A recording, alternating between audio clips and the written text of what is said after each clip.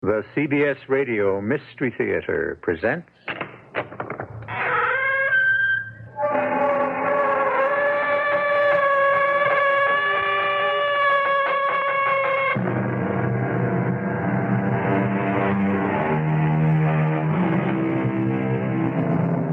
Come in.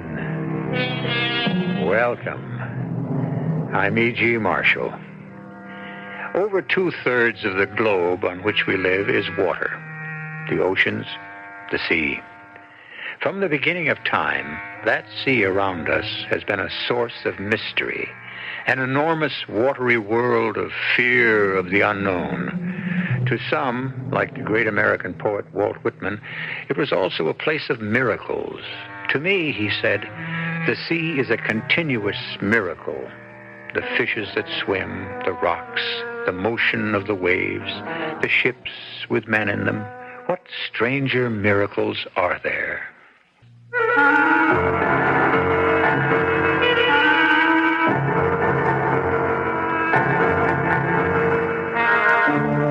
Our mystery drama, City of the Dead, was adapted from the H.G. Wells short story, In the Abyss, especially for the Mystery Theater by Arnold Moss. It stars Christopher Tabori and Earl Hammond. I'll be back shortly with Act One.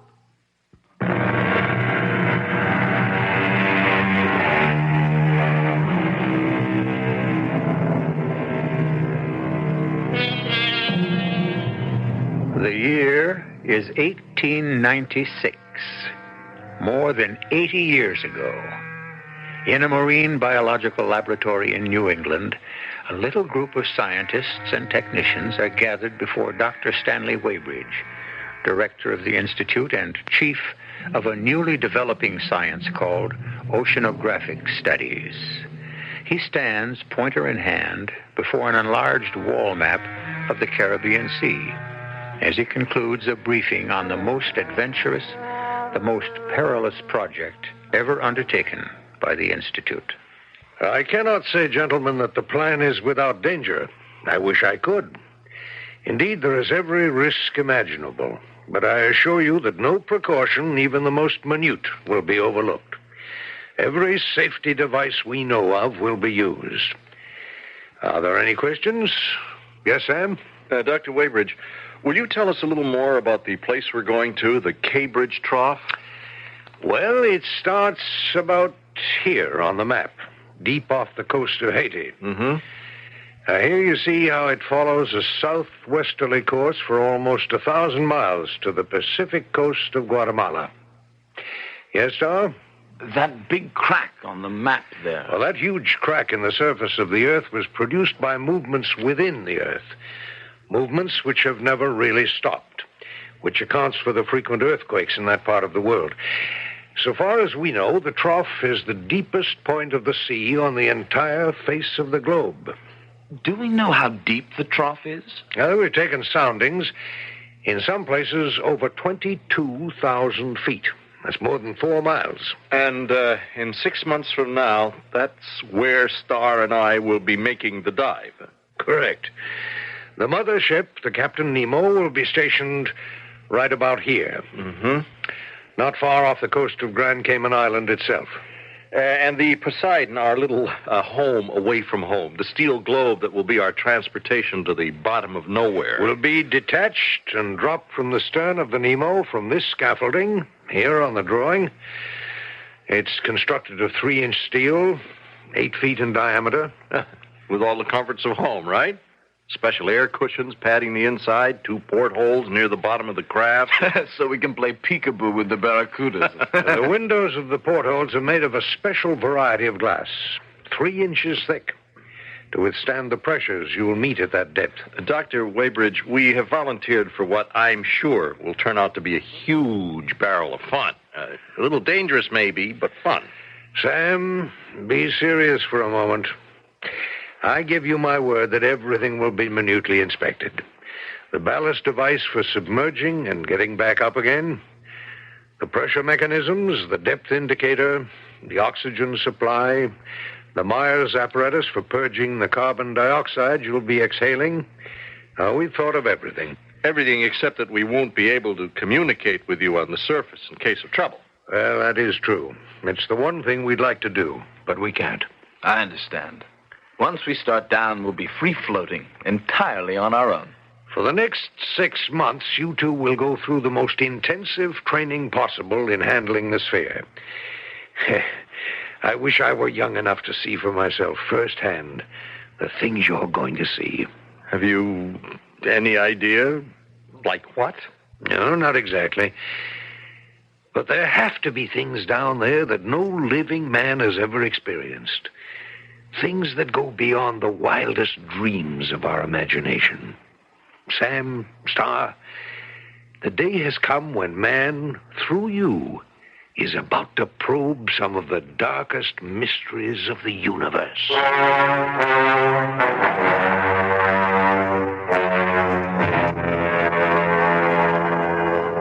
Thank you, Dr. Weybridge, for permitting my wife to come aboard. Oh, Doris is one of the best research assistants the Institute's ever had. She's more than welcome. Thank you, Dr. Weybridge.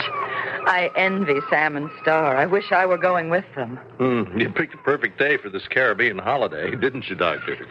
Yes, clear sky, blazing sun, and a gentle swell. Water temperature's nearly 80. An ideal day for swinging those 20 tons of iron out into the briny. To say nothing of the two utterly defenseless young men inside that iron. You know, Doctor, last night Doris and I were making some quick calculations. Now, at the surface, the pressure is 14 pounds per square inch, huh? Right.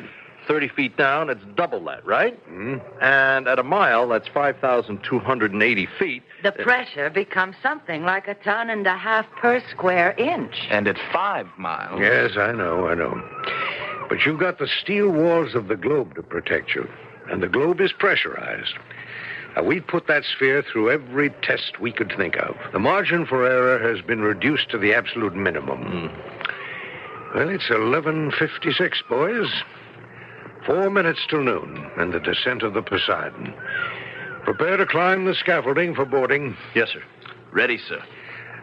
One final review of the procedure. Now, the two of you will let yourselves into the open porthole. It will then be screwed into place from the outside. The sphere will be hoisted over the side, the lines cut, and the sphere dropped into the sea. You understand? Oh, yes, we understand, sir. And once in the water, only we have control of the ballast. Right. You will regulate ballast so as to let yourselves down gently. 35 minutes for the descent, and then an hour for observation, and 2 hours for coming up. Total, little over 3.5 hours.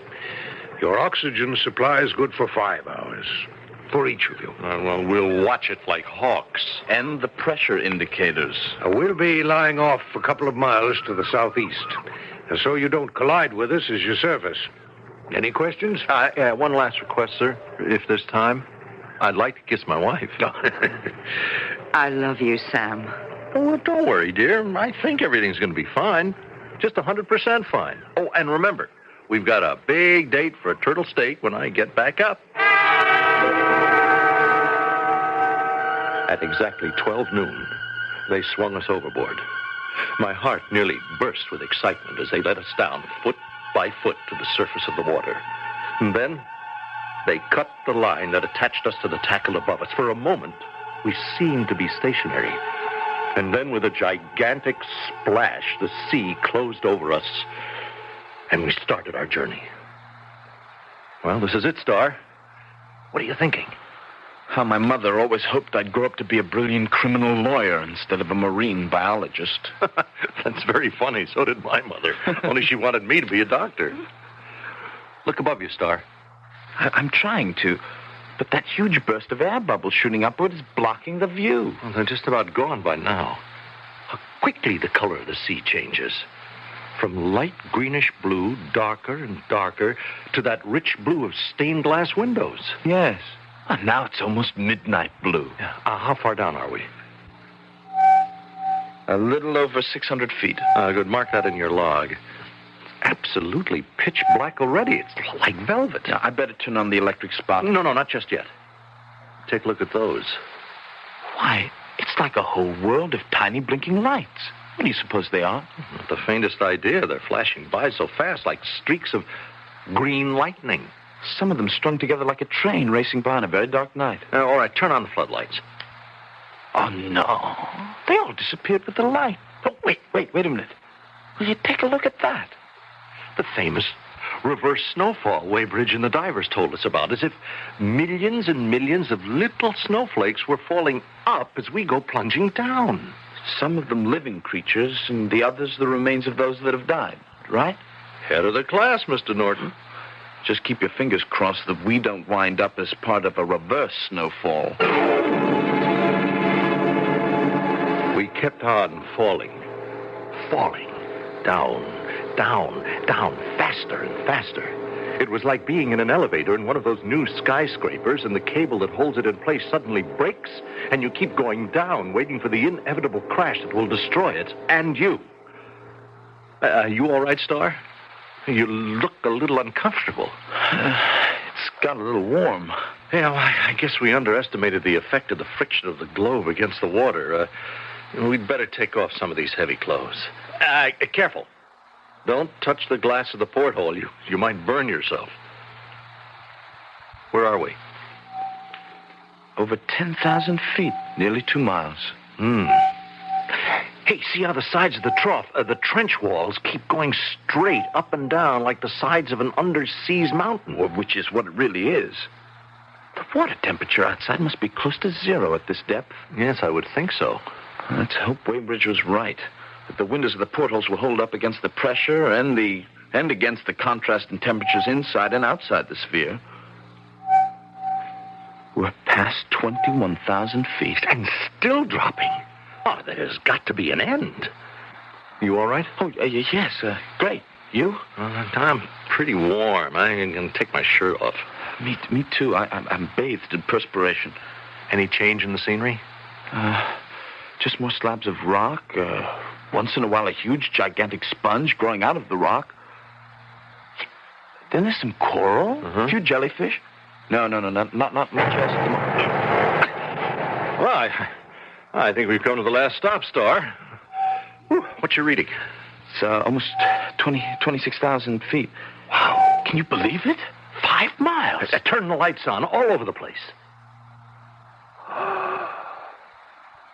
Star, it's beautiful. It's just beautiful.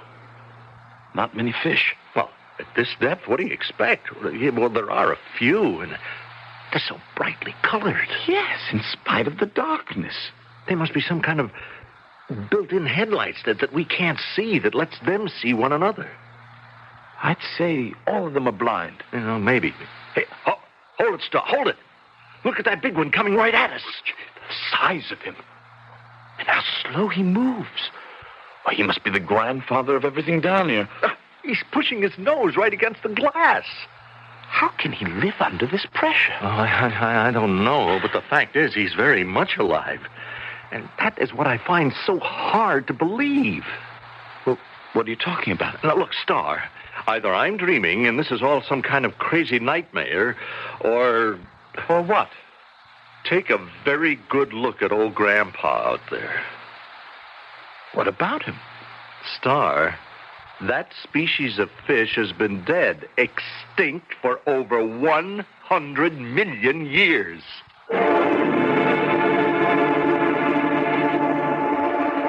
Scientists tell us that every form of living thing had its beginnings in the sea. That the morning of the world was started in the depths of the oceans, in the dark, backward anabysm of time, as Shakespeare put it. Sam Elstead and Star Norton have been startled by the sight of a living, prehistoric fish, a species that died out long before there ever was a man on Earth. What other wonders will their strange journey to the bottom of the sea lead them to? I shall return shortly with Act 2.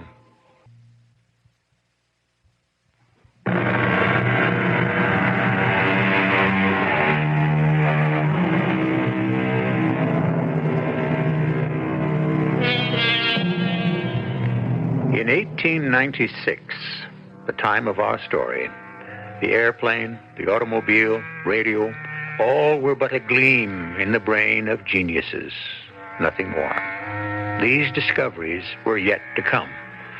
The two young biologists of our tale have already accomplished a miracle never before attempted by man. In their specially constructed iron globe, equipped with every scientific device known at the time, they have probed 5 miles below sea level to the bottommost part of the oceans.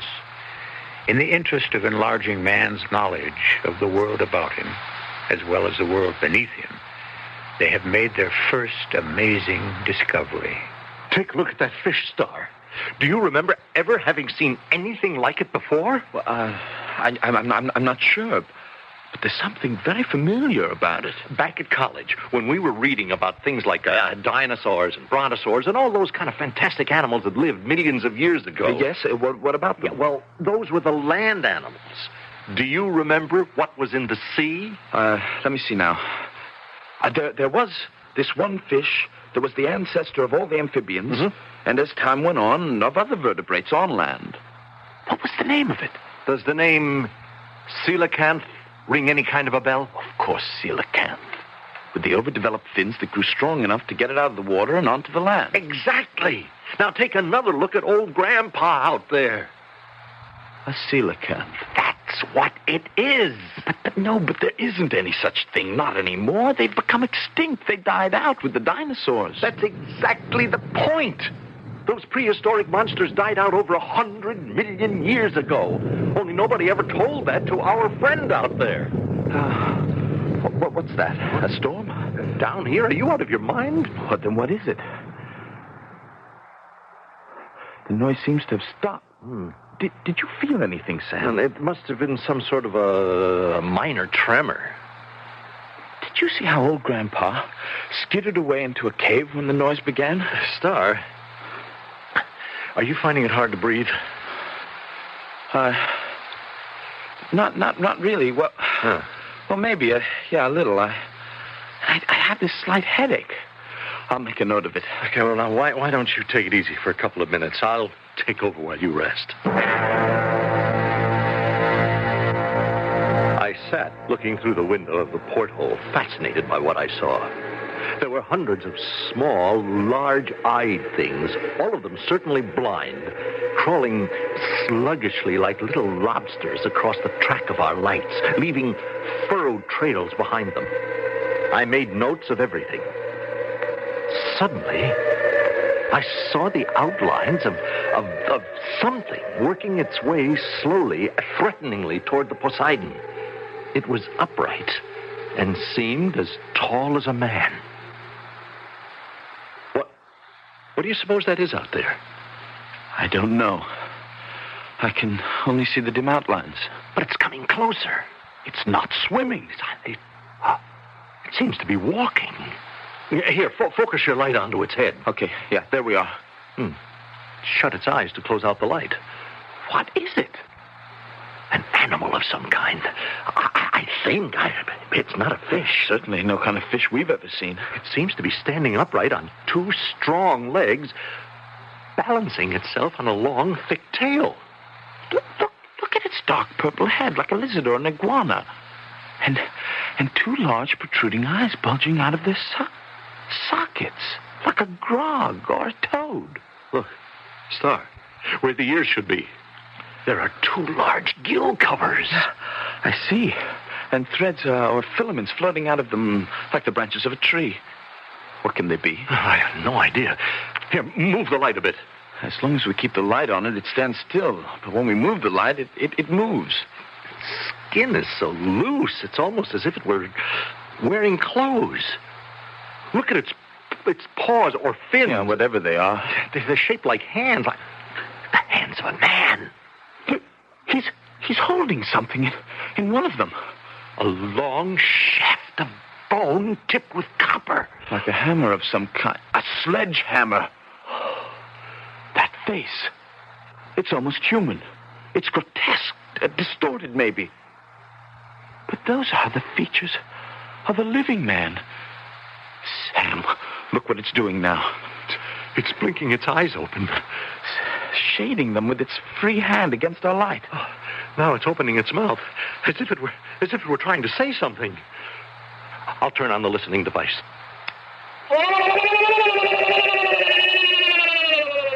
Why is he bellowing that way? What does it mean? What do you suppose he wants? I don't know, Star, but I think we're about to find out.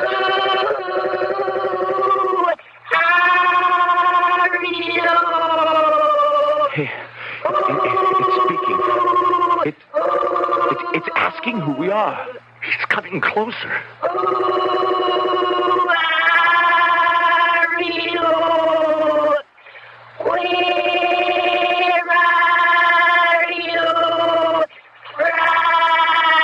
Do we answer? No. Stay perfectly still. Don't move. Say nothing.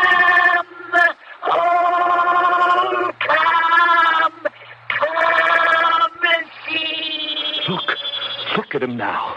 Moving sideways to get out of the glare of our light. He's disappeared. I can't see him. No, neither can I.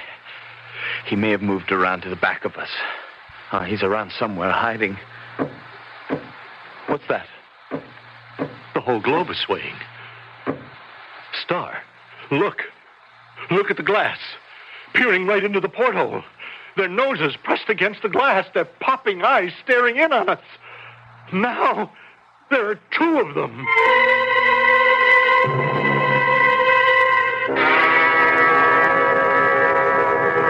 Another cup of coffee, Mrs. Elstead? Thank you, Dr. Waybridge. We'll make this the last one. What time is it now? You just asked. Did I? It's almost 2 o'clock. The boys have surely started up on their way back now. Oh, I hope so. If they could only get through to us some way.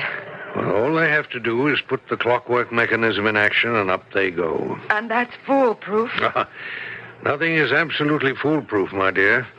But there's nothing to be concerned about. It's all so simple. The mechanism outside the globe releases a spring knife. The knife cuts the cord that holds the ballast? Exactly. And then they just get rid of enough ballast for them to float upward to the surface. Matter of a couple of hours, more or less. Another hour and a half, then? And by 3:30, you should have your husband right back here on the deck of the Nemo.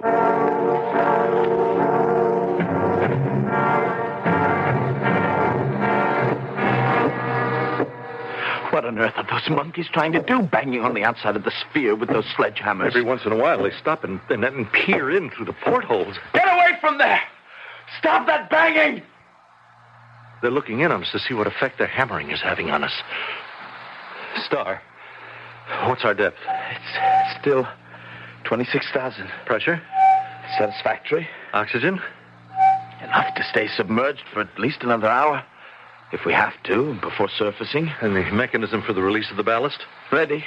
Anytime you say, Sam. All right. I took particular care of that one myself before we came down here. If we get anywhere near the ballast release or the glass of the porthole windows, we're in real trouble. I'm going to turn on the listening device. Hear what they're saying. I'm finding it a little hard to breathe. I don't find breathing any easier than you do. Then what is it? Oh, I don't know. All right, turn on the device. What do you hear? What are they? Quiet. Let me listen. Come all of you. See what is here. Come help us destroy it. Turn it off. You hear what he said? I heard. They declared war on us, Star. And we haven't a single weapon to fight back with, except one. Now, it's the only thing we can do. We've got to cut our ballast lines and get out of here as fast as our ship will take us. Yes, there's no choice. What's happening? What's happening? Hey, Star. Yeah? Star, I think we're moving. Oh, we certainly are. Yeah, but not up. As much as sidewise. Well, how could that be? I don't know, but the sphere is beginning to spin. I think we're being drawn through the water. Do you see anything? No, nothing. Nothing. There's nobody out there. We've got to get out of here just as fast as we can. Those monsters out there have probably attached a line of some kind to the sphere. Well, if they have, once we cut the ballast lines and start shooting up to the surface, we'll rip that line right out of their ugly little hands. Nothing will hold us back. Why do you suppose they're towing us away? I wouldn't know. You look at them. Can you see them, Star? There must be at least 500 of them. Yeah, jumping around like a pack of crazy kangaroos. And they are pulling us. Well, let them. And let us keep our minds on getting up to the Nemo. Weybridge calculated about 2 hours of the ascent. Could we drop more ballast than we planned and get up any sooner? No, I wouldn't dare. If the slightest thing went wrong, we'd both get to the surface all right, but as a couple of corpses. Hey, how are you feeling? It's not too well, Sam. That headache has tightened around my head like an iron band. Oh, no. No, not another earthquake. Here, take this handkerchief, Star. You've got a bit of a nosebleed. I don't feel too well at all, Sam. I think I'm going to pass out. Well, not before we put the clockwork into action. Get rid of some of this ballast. Steady, Star, steady. While I regulate the pressure gauge and the oxygen control, you cut half the ballast. Now! Now, Star, now! What are you waiting for? It's stuck, Sam. It's not working. The mechanism's gone dead. Are you out of your mind? It's got to work. Then you make it. See for yourself. Nothing's happening. Maybe a piece of seaweed or something has temporarily jammed it. Sam. What? Our friends out there. Yeah? Is it possible they knew our lives depended on that ballast mechanism and that they have destroyed it by knocking it out with their sledgehammers? Hey, you may be right. But we've got to keep trying, Star. We have got to. Between those crazy devils out there and what may be an earthquake, we're in trouble. Very serious trouble.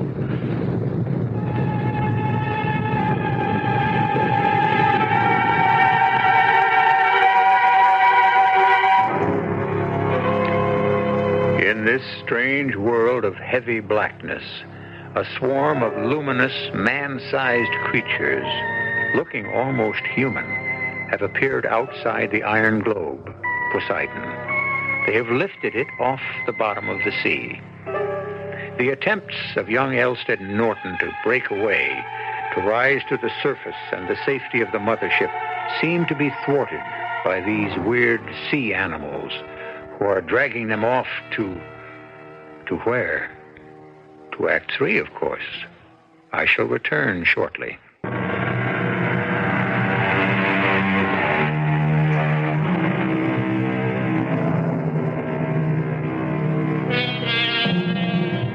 The sea, we have been told, is the right-hand man of time.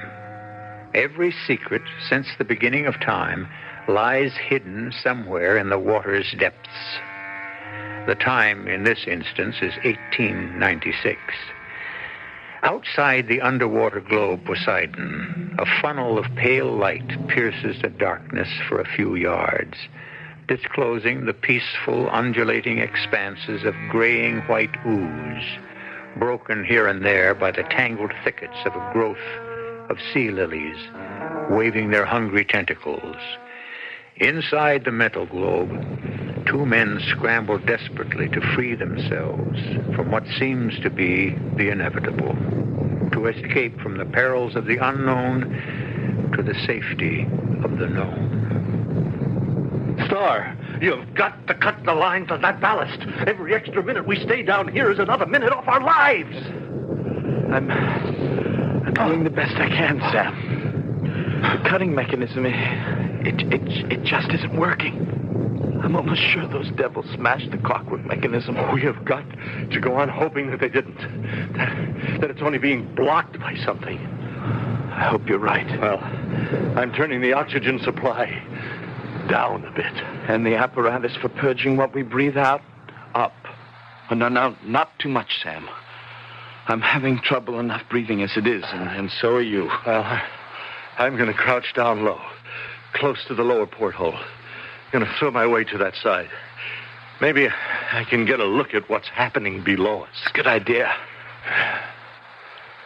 Do you see anything? No, it's just some huge cracks in the sea bottom. I can just barely make them out. Anything else? No, our friends have some kind of cable on us. They're still very much with us. Oh, I'd give anything to know. Where they're taking us? Yes. Well, wherever it is, Star. But let's hope it's soon.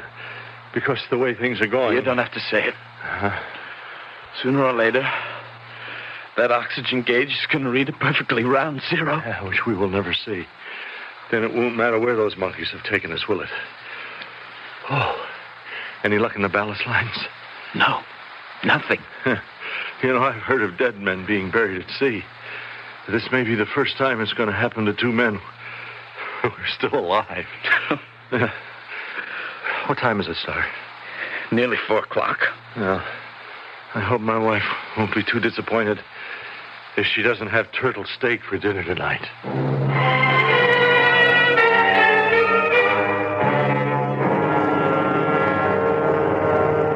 Isn't there anything we can do, Dr. Weybridge? For the past hour, we've been sweeping slowly in a spiral around the spot where the Poseidon submerged. With no sign of it. I don't think I can stand it any longer, Dr. Weybridge. Now, you've got to get hold of yourself, Doris. What possibly could have happened? I couldn't say. Maybe the windows burst in on them and mashed them to pieces. Oh, I doubt that very much. Maybe the clockwork's gone wrong. Well, that's not very likely either. But if it has, Sam and Star are down there 5 miles under our feet. In the cold and the dark, anchored in that little bubble of yours.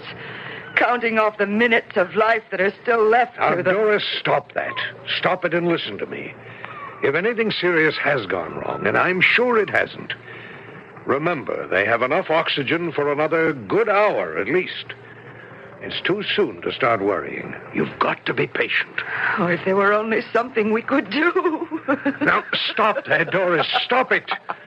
I can't help it. It's so funny. What pitiful, arrogant little creatures we humans are. Down there, miles and miles of water reaching to Lord knows where. And this beautiful blue sky stretching out over us with no end. And we, proud, insignificant little pygmies, feel we have to conquer it all. Why do we have to stick our big noses into every unknown secret of the universe? Why can't we let things alone?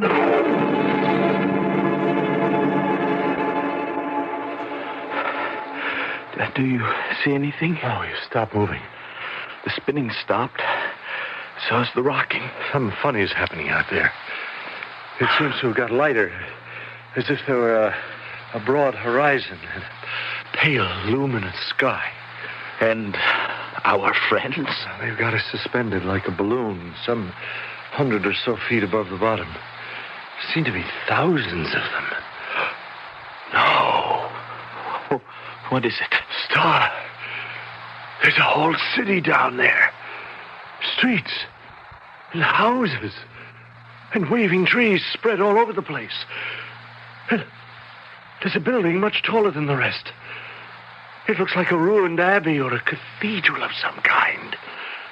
Take a look for yourself. You're absolutely right. It's all laid out like a big map. But none of the houses have a roof. Look, you can see inside every one of them. Everything's so white. Sam, where are we? Where have they taken us? They've got us inside the walls now. They're made of waterlogged wood and twisted copper wire rope and iron spars and... Yeah, and what? The dead white bones and skulls of human beings all over the place. In zigzag lines and spirals and curves. Let me take a look. Thousands of silvery little fish darting in and out of the eye sockets. Look at those devils now. What are they up to? Lying down flat on their bellies, prostrating themselves in front of our globe. All except that very tall one standing in front of them. Yes. On top of a platform encrusted with more skulls and bones. Oh, it's a woman. Her scales, or whatever they are look like a shining robe of some kind. And she's got a crown on her head. She just stands there above the rest of them, opening and shutting that snake mouth of hers as if she were leading the others in some kind of prayer. I'm turning on the listening device. Oh, beloved people of perpetual night, lend ear to what I say. It has been told that there exists another world above us, a strange heaven of light called the sun, the moon, the stars. It seems she's the high priestess of this place. Listen. The ancient scrolls tell of fantastic creatures who inhabit this unknown world. Creatures who breathe air, who know of a thing called fire, whose blood is warm. We know them from the bones and from the skulls we have collected. Do you suppose... Shut up. 2 of these shining creatures have rained down upon us like a blessed meteor out of the mysterious blackness of our watery sky. We must show them our reverence and our love. These are the gods that were described in our ancient writings. These are the gods to whom we must do honor. She's talking about us, Sam. I know. We must now release them from the star that brought them to us, so we may worship them with fullness of heart. You may proceed. Well, what are they going to do? You hear? They're going to release us from our star. They're going to open this thing and let us out. No, but that's a certain death sentence. That's the choice. Suffocation from lack of oxygen or drowning. They're back at the windows. If they manage to crack one of them... No, it's not likely. The glass is 3 inches thick. Stop! Something's happening. I can feel it. The line they attached to it. It's loose. It's been torn out of the hands. Well, it's been cut by the rocks. We're going up, Star. I can't believe it. We're rising up. Up! We could feel the impact of the globe shooting up to the surface, slowed only by some of the lead ballast that was still attached to it. Star had already passed out. Then, something like a huge wheel was suddenly released in my head, spinning around and around. I fought with every ounce of strength left in my body to hold on, but in seconds, I too collapsed and lost consciousness completely.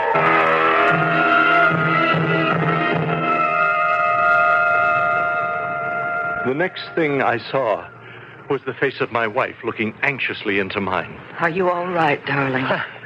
I suppose so.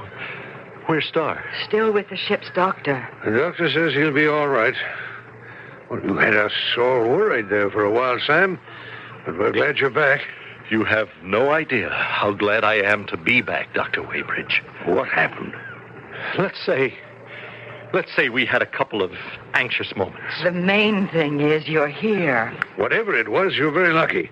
The doctor says that you'll both be back to your normal selves in a couple of days. Where did we surface, Doctor? I blacked out before I could tell. Well, the Poseidon shot up out of the water not more than a quarter of a mile from where we were waiting. We unscrewed the hatch and found the 2 of you lying crumpled up on the bottom. They couldn't tell whether you were dead or alive. What really made us swallow hard was the fact that you had only 6 minutes of oxygen left.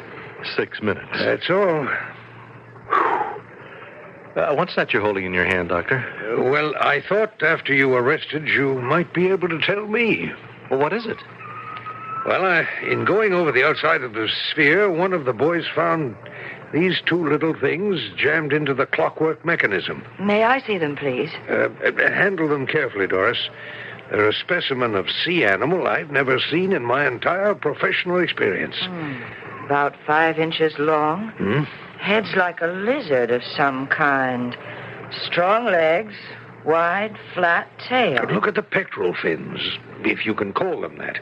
They're like little human hands. Their faces, in some peculiar way, look pretty human, too. Did you come across any of them down there, Sam? Well, we saw something like them, but what we saw was longer than 5 inches. I remind you that seen through the 3-inch thick glass of your portholes, they would have been magnified. Magnified? Of course. Yes, at least 12 or 15 times. From where you sat, one of these fellows, if you had seen them, would have appeared to have been almost as big as a man. As big as a man? What do you think it is, Doctor? Well, I can't be sure. But what you brought up may well be a kind of prehistoric cross between some kind of fish, a hangover from a long-forgotten past, and what millions of years later was to evolve into a man. If I told you we'd seen thousands of them, that they attacked us, and that their top lady tried to make gods of us, would you say that we had gone out of our minds? No, not out of your minds, but definitely out of this world.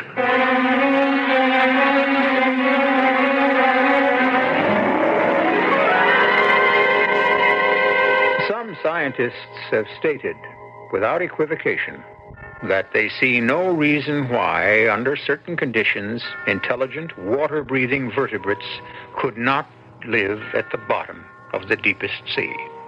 Of course, you're entirely free to disagree with the scientists and say that Elstead and Norton, suffering from a lack of oxygen, may have dreamed the whole thing up.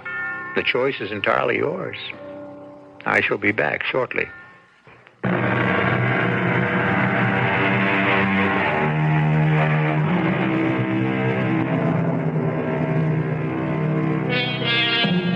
In February 1976, 3 men in a craft called the Alvin actually made a journey 2 miles deep into the waters of the Caribbean off Grand Cayman Island. Their findings were little short of astonishing.